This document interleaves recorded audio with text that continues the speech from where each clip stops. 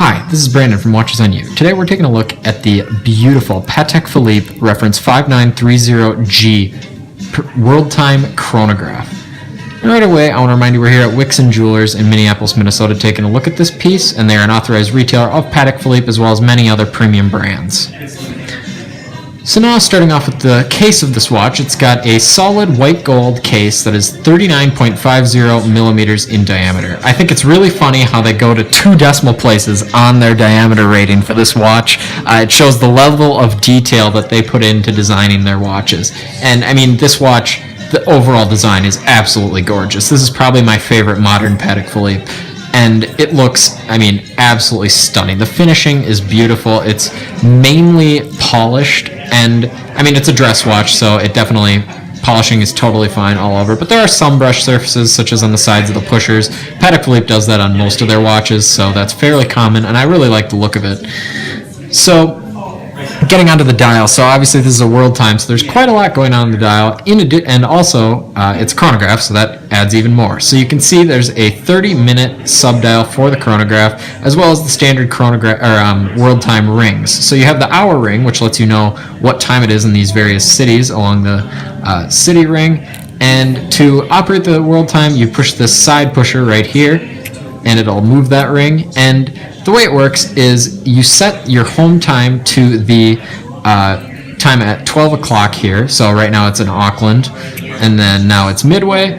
And you use the ring the outer ring along with the inner ring to determine what time it is and whether or not it's day or night based upon the color of the hour ring for the various other cities and time zones around the outer ring.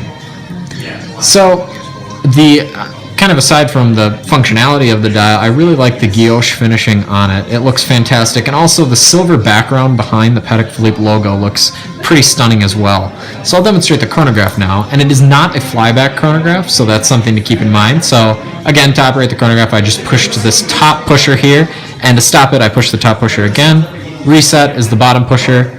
The overall feel of the chronograph pushers is very high quality. They're not as loud as that on some of the other Patek Philippe chronographs, but they feel very nice. They're very solid pushers. They feel beautiful. So now I'll take a look at the movement of this watch, and it's finished very well. You have both Côte de Genève as well as perlage on that movement, and it looks, I mean, stunning in the light. I'll move it a little bit closer here.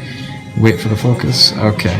It looks beautiful, and I love kind of the oversized rotor. I think that looks very classy and very nice. So now I'll try this watch on for a wrist shot. So it has pretty much the standard Patek Philippe deployant clasp. It feels very nice. Also white gold, and it's completely polished, and it's very easy to operate.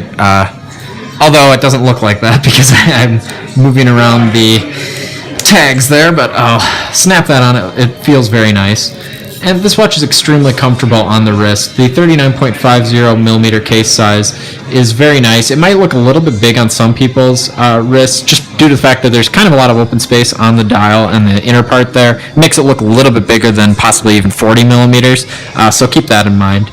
If you like this video, remember to subscribe and share. Thank you.